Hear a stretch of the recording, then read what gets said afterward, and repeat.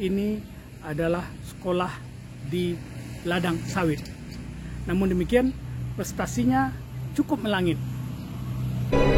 Sebelum dilanjutkan, jangan lupa komen, like, subscribe, dan tekan lonceng untuk mendukung kanal ini bisa berkembang dan mengabarkan info-info inspiratif buat kita semua.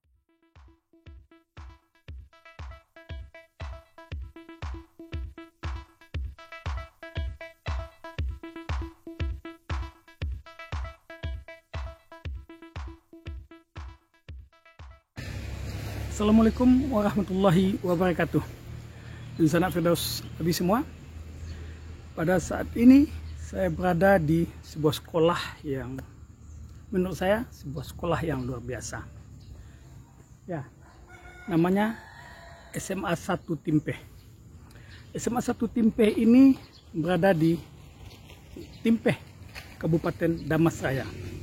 Untuk sampai ke daerah ini, jika kita berangkat dari Padang, ibu kota Sumatera Barat, butuh waktu lebih kurang 6 jam. Dan sekolah ini, jika kita lihat dari tempat lokasinya, ini memang sangat jauh. Setelah kita melakukan perjalanan panjang dari Padang ke Damastraya sampai ke Gunung Medan, lalu kemudian kita belok ke kiri dan kita lewati jalan yang jalannya lumayan, sudah beraspal dan bagus, tapi ada beberapa bagian yang masih belum beraspal atau masih jalan tanah. Dan di kawasan sekolah ini atau di lingkungan sekolah ini dengan topografi yang sangat panas, termasuk daerah yang panas, daerah ini juga merupakan wilayah perkebunan sawit. Sangat banyak ladang sawit di sini dan secara umum boleh dikatakan bahwa sekolah ini adalah sekolah di ladang sawit. Sekalipun berada di kawasan ladang sawit, namun prestasinya cukup melangit. Lalu seperti apa dan bagaimana kehidupan di sekolah ini dan seperti apa prestasinya? Dari banyak prestasi yang sudah mengalir dari sekolah ini, salah satu yang menonjol adalah pengembangan literasi sekolah. Prestasi dalam pengembangan literasi sekolah, wow, luar biasa, dan ini menjadi perhitungan tidak hanya lokal, tapi sudah ke tingkat nasional. Mau bukti? Yuk, kita ke sana.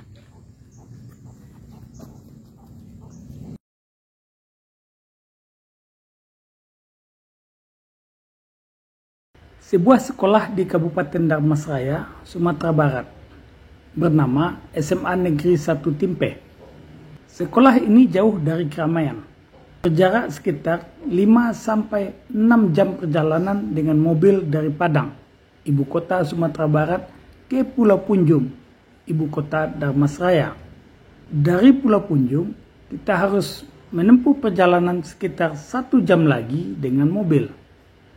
Sekolah ini berada di tengah-tengah perkebunan sawit. Tapi jangan sekali-kali memandang sekolah ini dengan sebelah mata. Salah satu dari sejumlah program unggulan sekolah ini adalah pengembangan literasi sekolah. Kemajuan pesat pengembangan literasi di sekolah ini justru terjadi ketika pandemi COVID-19 menyerang.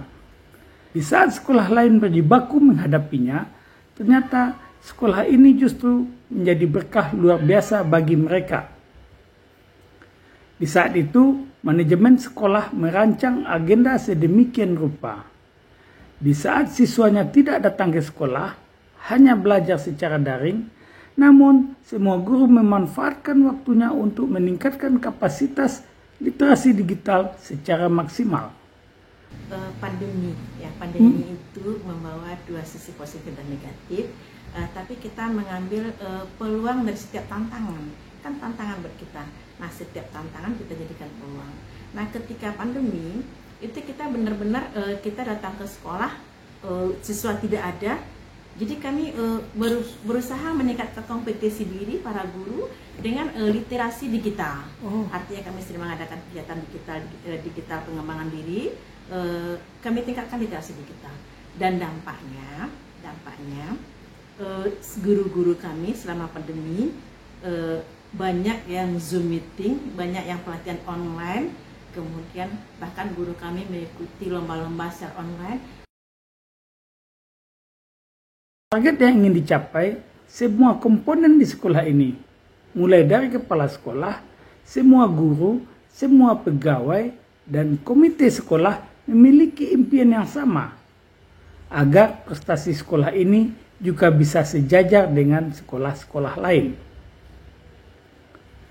Pihak sekolah melihat pengembangan literasi sekolah adalah bagian dari upaya untuk penguatan karakter yang berimbas kepada mutu pembelajaran.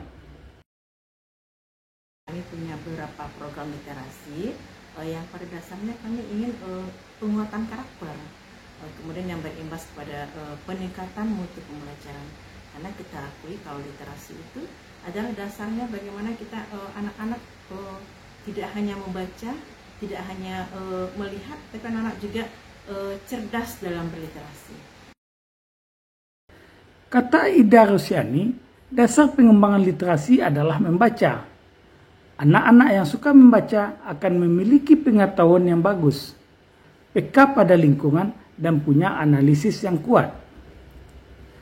Sejumlah program literasi diberikan untuk siswa di sekolah ini. Program harian diantaranya membaca sebelum belajar. Program mingguan, kunjungan khusus ke perpustakaan. Lalu ada juga program bulanan berupa memberikan reward kepada siswa. Selain itu, karya tulis siswa dipasang di perpustakaan. Juga disediakan pojok baca. Kemudian ada beberapa program kami. Yang pertama itu pembiasaan belajar. Pembiasaan membaca sebelum belajar 15 menit. Itu rutin kami laksanakan setiap hari. Berikutnya setiap hari Kamis itu kami punya tim literasi. Mereka meresumi, kemudian dikumpulkan melalui kelas masing-masing. Tim akan memeriksa nanti untuk menseleksi, sehingga setiap awal bulan setelah upacara itu ada habit reading namanya. Anak akan membacakan hasil literasi mereka yang terbaik, kami pilih 2 orang, kami beri stimulus dengan hadiah kecil-kecilan, itu setiap bulan kami lakukan. Kemudian setiap hari Jumat ada kunjungan giliran setiap lokal ke pustaka. Ada giliran kunjungan ke pustaka. Kemudian di pustaka kami juga memajang hasil-hasil karya siswa yang kami tampilkan dalam figuran. Kemudian juga nanti ujungnya akan ada duta literasi. Kemudian di setiap kelas ada pojok baca.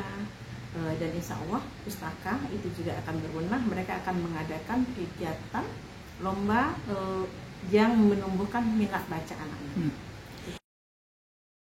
Bersamaan dengan pengembangan diri dan peningkatan kualitas guru di saat pandemi COVID-19, ternyata juga diiringi dengan sejumlah prestasi. Sehingga semua komponen di sekolah ini semakin bergairah dan penuh semangat. Di antara prestasi tersebut, sekolah ini ditetapkan sebagai sekolah penggerak. Kemudian siswanya memperoleh juara 1 lomba menulis kepahlawanan tingkat Sumbar dan juara 2 menulis kepahlawanan tingkat nasional. Ini terjadi tahun 2021. Tahun 2021 itu saya terpilih menjadi perwakilan sekolah untuk mengikuti lomba menulis esai dengan tema kepahlawanan. Nah, di situ saya memilih Bung Hatta sebagai pahlawan inspirasi saya dalam menulis esai tersebut dengan judul Literasi dan Hak dalam Genggaman Literasi Muhammad Hatta. Dan alhamdulillah pada bulan November tahun 2021 saya mendapatkan kesempatan untuk juara 2 nasional lomba menulis esai tingkat nasional. Waktu yang pertama kan tingkat provinsi ya Pak, di tingkat provinsi itu sebenarnya tidak terbayang bahwa akan mendapatkan juara 1 untuk mewakili Sumatera Barat, dan merasa bersyukur sekali karena Provinsi Sumatera Barat telah mempercayakan Erza untuk mewakili lomba menulis ke tingkat nasional. Dalam karya Erza tersebut, Erza melakukan penelitian dengan menyebarkan 50 angket kepada siswa untuk mengetahui tentang pengetahuan siswa tentang kepahlawanan, tokoh-tokoh pahlawan, kemudian penggunaan gadget itu tuh untuk apa sebenarnya oleh siswa tersebut. Nah, hasil angket itulah yang saya tuangkan ke dalam esai saya. Jadi waktu pengumuman pemenang itu kan ada 10 besar ya Pak. Nah, pada saat sudah pengumuman harapan 1 itu udah pasrah. Dia dimulai dari 10. Harapan 7 7. ya Pak. Ke harapan 1 itu sudah merasa sepertinya udah nggak akan kesebut lagi nama Erza gitu. Oh, walaupun masih ada 3. Iya, karena sudah pesimis tadinya Pak. Sudah di harapan 1, namun kata guru pembimbing kita coba tunggu dulu. Nah, pas setelah pengumuman juara 3 tidak ada juga, dan ya sudah pasrah gitu. Tetapi ternyata waktu juara 2 tersebut nama Erza, dan alhamdulillah histeris bersama guru-guru yang lain. Alhamdulillah bersyukur sekali bisa mendapatkan juara 2 nasional.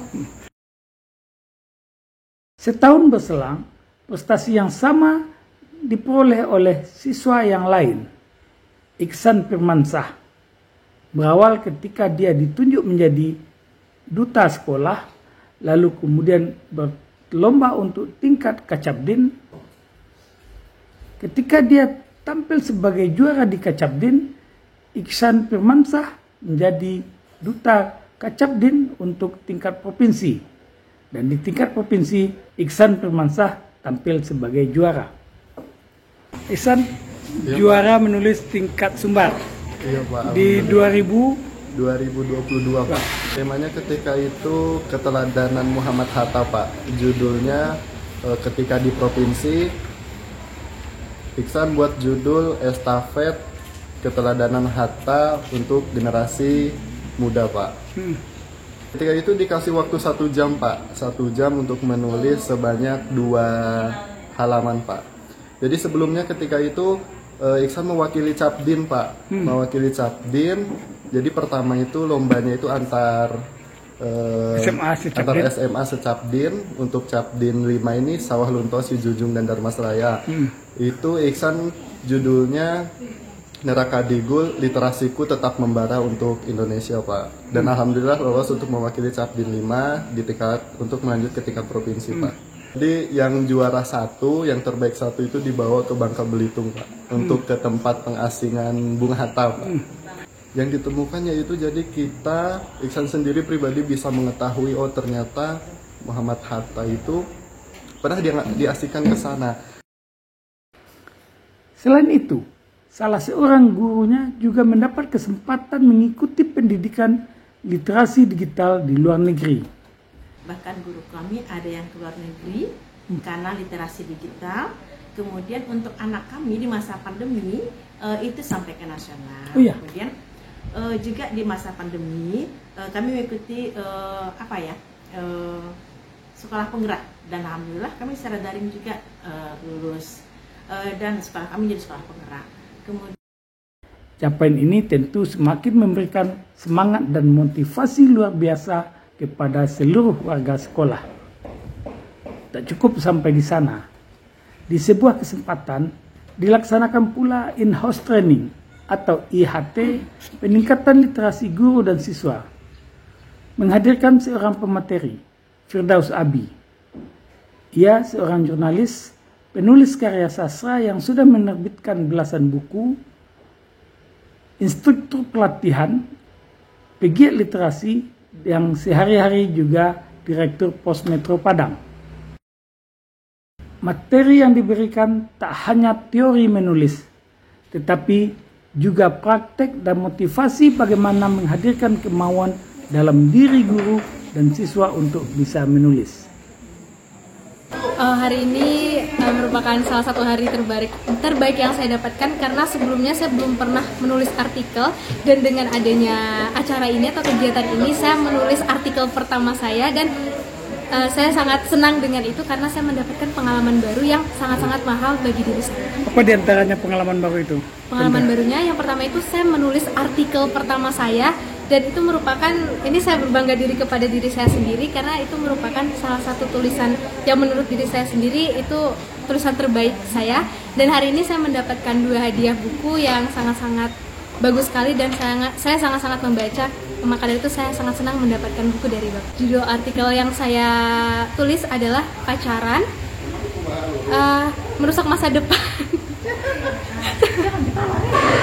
Itu saya menulis itu karena saya tidak ingin terjerumus ke dalam hal pacaran dan saya tidak ingin merusak masa depan saya di masa depan yang akan datang. Amin. Pada bagian akhir IHT tersebut, setiap peserta harus menyerahkan hasil karyanya. Kemudian karya itu dibahas dan langsung dievaluasi secara bersama.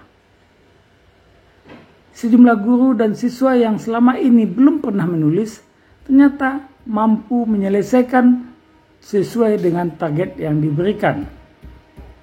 Mereka kemudian mengaku memiliki motivasi untuk menulis dan mulai percaya diri untuk mengirimkan naskahnya ke media massa. Belakangan, sejumlah naskah mereka akhirnya dimuat di beberapa media cetak terbitan Kota Padang. Selain pengembangan literasi sekolah, ada impian jangka pendek yang dimiliki oleh kepala sekolah dan para guru. Mereka ingin mengantarkan siswanya lulus sebanyak-banyaknya ke perguruan tinggi favorit dan memberikan keyakinan kepada siswa serta orang tua agar si anak bisa melanjutkan kuliah. Impian tersebut tidaklah berlebihan.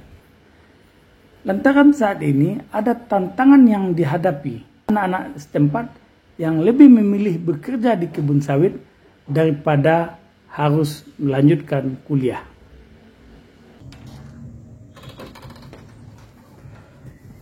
Demikian Dusan Firdaus Abi, pertemuan dan perjalanan kita ke SMA 1 Timpeh di Kabupaten Damastraya.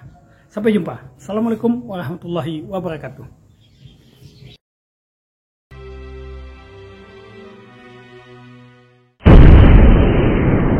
Sampai di sini dulu jumpa kita kali ini, dan tetap dukung channel ini sehingga kami bisa memberikan informasi-informasi yang inspiratif untuk kita semua.